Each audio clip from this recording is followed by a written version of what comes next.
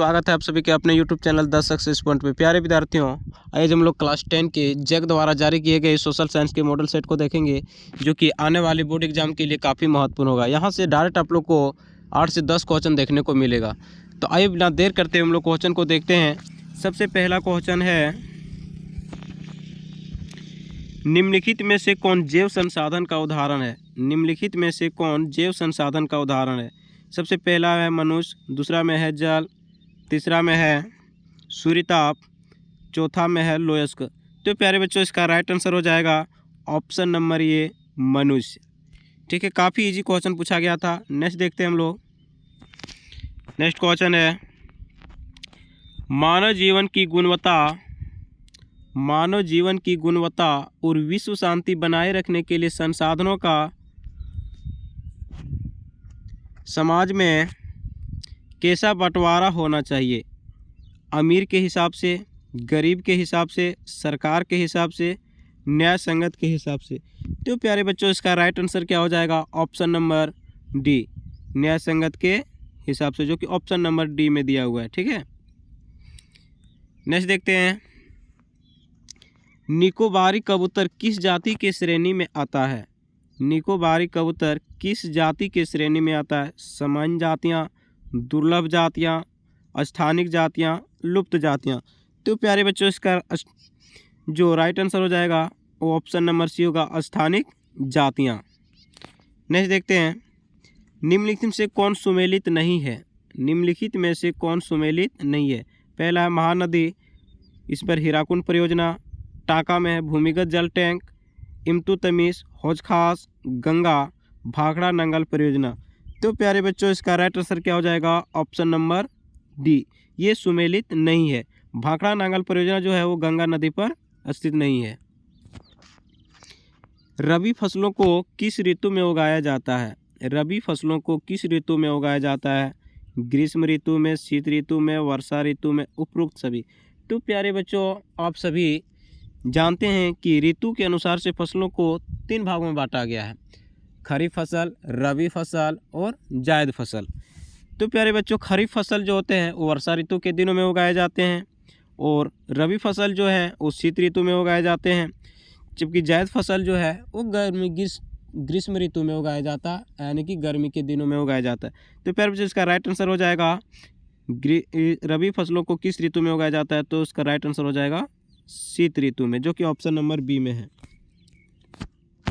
प्यारे बच्चों, साथ ही आप लोग ये भी याद रखेंगे, पूछता है कि इनमें से कौन रबी फसल नहीं है, कौन खरीफ फसल है। तो खरीफ फसल में हो जाएगा आप लोग को धान, मक्का, बजरा। ठीक है, ये सब याद रखेंगे। रबी फसल में हो जाएगा चना, गेहूँ, ये सब याद रखेंगे। नेक्स्ट है, चाय किस प्रकार की कृषि का उदाहरण है। चाय किस प्रकार की कृषि का उदाहरण है। जीवन निर्वाह कृषि, प्रारंभिक कृषि, रोपण कृषि, झूम की कृषि। तो प्यारे बच्चों, इसका राइट आंसर हो जाएगा ऑप्शन नंबर सी, रोपण कृषि। नेक्स्ट हम लोग देखते हैं, झारखंड के गुआ और नोवामुंडी में कौन सा खनिज पाया जाता है। काफ़ी अच्छा क्वेश्चन पूछा गया है। झारखंड के गुआ और नोवामुंडी में कौन सा खनिज पाया जाता है। लोयस्क, कोयला, तांबा, अभ्रक। तो प्यारे बच्चों, इसका राइट आंसर क्या हो जाएगा लोयस्क, ऑप्शन नंबर ए। नेक्स्ट देखते हैं, निम्न में से किसका परिवहन पाइपलाइन द्वारा होता है। किसका परिवहन पाइपलाइन द्वारा होता है। पानी, कच्चा तेल, पेट्रोल उत्पाद, उपरोक्त सभी। तो प्यारे बच्चों, इसका राइट आंसर हो जाएगा ऑप्शन नंबर डी, उपरोक्त सभी। नेक्स्ट देखते हैं, हमारे देश की 22 प्रमुख भाषाओं का संविधान की किस अनुसूची में रखा गया है। हमारे देश की 22 प्रमुख भाषाओं का संविधान की किस अनुसूची में रखा गया है। पहला है 8वीं, दूसरा है 9वीं, 7वीं और 6वीं। प्यारे बच्चों, भाषा का उल्लेख कहाँ पे है, 8वीं अनुसूची में, जो कि ऑप्शन नंबर ए में दिया हुआ है। इसका राइट आंसर हो जाएगा ऑप्शन नंबर ए। नेक्स्ट देखते हैं, स्थानीय शासन व्यवस्था में कितना पद महिलाओं के लिए आरक्षित है। स्थानीय शासन व्यवस्था में कितना पद महिलाओं के लिए आरक्षित है। पहला 1/3, 1/4, 2/3, 3/4। तो प्यारे बच्चों, आप लोग को पता है कि स्थानीय शासन व्यवस्था में महिलाओं के लिए 1/3 सीटें, यानी कि 33% जो है वो आरक्षित कर दी गई है। तो ऑप्शन नंबर इसका ए हो जाएगा। नेक्स्ट, अमेरिका में नागरिक अधिकार आंदोलन कब हुआ था। अमेरिका में नागरिक अधिकार आंदोलन कब हुआ था? तो प्यारे बच्चों इसका राइट आंसर हो जाएगा 1954 से 1968 के बीच में, जो कि आप सभी को पहले हमने बता रखा है। पहला है 1968 से 1974 नहीं होगा, दूसरा 1954 से 1968 जो कि राइट आंसर है, तीसरा है 1974 से 1980 ये भी नहीं होगा, 1980 से 1998 ये दोनों नहीं होगा। नेक्स्ट है भारत के राज्यों की विधानसभाओं में महिलाओं का प्रतिनिधित्व कितना फीसदी है? भारत के राज्यों की विधानसभा में महिलाओं का प्रतिनिधित्व कितना फीसदी है? 5%, 4%, 14% और 5% से कम। तो प्यारे बच्चों इसका राइट आंसर है 5%। नेक्स्ट देखते हैं, इनमें से कौन से देश में द्विदलीय व्यवस्था है? द्विदलीय व्यवस्था, पहला है भारत, अमेरिका, फ्रांस, जर्मनी। इनमें से कौन से देश में द्विदलीय व्यवस्था है? तो प्यारे बच्चों इसका राइट आंसर क्या हो जाएगा? अमेरिका। ठीक है। नेपाल में राजतंत्र को किस वर्ष समाप्त किया गया? नेपाल में राजतंत्र को किस वर्ष समाप्त किया गया? पहला है 2006, 2008, 2004, 2005। तो प्यारे बच्चों इसका राइट आंसर क्या हो जाएगा? 2008 जो कि ऑप्शन नंबर बी। अगला देखते हैं, बोलिविया में पानी के निजीकरण के खिलाफ आंदोलन की अगुवाई किस संगठन ने किया था? कहाँ की बात हो रही है? बोलिविया में पानी के निजीकरण के खिलाफ आंदोलन की अगुवाई किस संगठन ने किया था? पहला है फेडकोर, NAPM, BMCF, कांग्रेस। तो प्यारे बच्चों इसका राइट आंसर हो जाएगा ऑप्शन नंबर बी।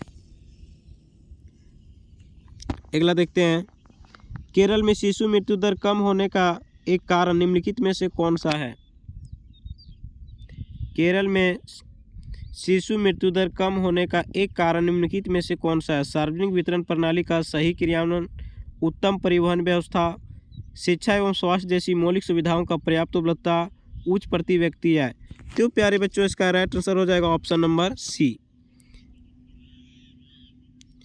शिक्षा एवं स्वास्थ्य जैसी मौलिक सुविधाओं की पर्याप्त उपलब्धता। नेक्स्ट, निम्नलिखित में से किसे संगठित क्षेत्र में नियोजित कहा जा सकता है? कृषि मजदूर, बहुराष्ट्रीय कंपनी का स्थायी कर्मचारी, तीसरा है लघु उद्योग के श्रमिक, चौथा है कबाड़ी वाला। तो प्यारे बच्चों इसका राइट आंसर हो जाएगा क्या है? कृषि मजदूर, बहुराष्ट्रीय कंपनी के स्थायी कर्मचारी, तीसरा है लघु उद्योग के श्रमिक और चौथा है कबाड़ी वाला। तो प्यारे बच्चों इसका राइट आंसर मेरे अकॉर्डिंग हो जाएगा बहुराष्ट्रीय कंपनी का स्थायी कर्मचारी। नेक्स्ट है, रोजगार के अधिकार अवसर उत्पन्न करने के लिए निम्न में से कौन से उपाय किए जाते हैं? रोजगार के अधिकार अवसर उत्पन्न करने के निम्न से कौन से उपाय किए जाते हैं? पहला, सिंचाई की सुविधा में वृद्धि, विद्यालय एवं अस्पताल की स्थापना, खाद्य प्रसंस्करण की इकाई। अन्य रोजगार के अधिक अवसर उत्पन्न करने के लिए पहले में है केवल 1, दूसरा में है केवल 1 और 2, तीसरा में है 2 और 3 और चौथा में है 1, 2, 3 सभी। तो प्यारे बच्चों क्या है? 1, 2, 3 यानी सिंचाई की सुविधा में वृद्धि, विद्यालय में अस्पताल की स्थापना, खाद्य प्रसंस्करण की इकाई, ये सभी जरूरी है। तो इसका राइट आंसर हो जाएगा ऑप्शन नंबर डी। नेक्स्ट देखते हैं, निम्न से कौन सी एजेंसी भारत सरकार की ओर से करेंसी नोट जारी करता है? भारत में वित्त मंत्री जारी करता है, भारतीय रिजर्व बैंक द्वारा जारी होता है, देश के सभी बैंक करेंसी नोट जारी करता है, विश्व बैंक करेंसी नोट जारी करता है। तो प्यारे बच्चों इसका राइट आंसर क्या हो जाएगा? RBI यानी कि भारतीय रिजर्व बैंक द्वारा जारी होता है, जो कि ऑप्शन नंबर बी में दिया हुआ है। नेक्स्ट देखते हैं, राम और श्याम दो छोटे किसान हैं। राम और श्याम दो छोटे किसान हैं जिन्होंने अलग अलग स्रोतों से 20,000 रुपया कर्ज लिया। राम ने 1.5% ब्याज प्रति माह की दर से एक व्यापारी से कर्ज लिया, जबकि श्याम ने यह कर्ज बैंक से प्रति 8% पर ब्याज पर लिया। उपरोक्त आधार पर निम्नलिखित कौन सा कथन सत्य है? राम ने सही किया क्योंकि उसे किसी प्रकार की कागजी कार्रवाई नहीं करनी पड़ी। श्याम की हालत ज़्यादा खराब है क्योंकि उसे ज़्यादा ब्याज देना पड़ रहा है। राम की हालत ज़्यादा खराब है क्योंकि वो ज़्यादा ब्याज दे रहा है। श्याम बेहतर है क्योंकि उसे ज़्यादा ब्याज मिल रहा है।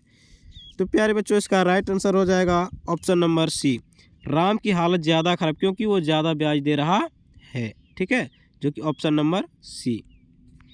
नेक्स्ट देखते हैं, भारतीय सरकार ने सूचना का अधिकार RTI नामक कानून कब लागू किया था? 2005, 2006, जनवरी 2005, नवंबर 2007। तो प्यारे बच्चों इसका राइट आंसर हो जाएगा ऑप्शन नंबर ये, अक्टूबर 2005 में।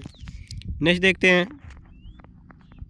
सरकार द्वारा अवरोधों अथवा प्रतिबंधों को हटाने की प्रक्रिया क्या कहलाती है? सरकार द्वारा अवरोधों या प्रतिबंधों को हटाने की प्रक्रिया क्या कहलाती है? वैश्वीकरण, निजीकरण, उदारीकरण, राष्ट्रवाद। तो प्यारे बच्चों इसका राइट आंसर हो जाएगा उदारीकरण, जो कि ऑप्शन नंबर सी में है। अगला देखते हैं, अर्नस्ट रेनन किस देश के दार्शनिक थे? जर्मनी, फ्रांसीसी, अमेरिकी, भारतीय। तो प्यारे बच्चों इसका राइट आंसर हो जाएगा ऑप्शन नंबर बी, फ्रांसीसी। अर्नस्ट रेनन जो थे वो फ्रांसीसी दार्शनिक थे। नेक्स्ट देखते हैं, फ्रांसीसी क्रांति कब हुई थी? काफ़ी इजी क्वेश्चन है। 1789, 1857, 1757, 1947। तो प्यारे बच्चों इसका राइट आंसर हो जाएगा ऑप्शन नंबर ये, 1789 में।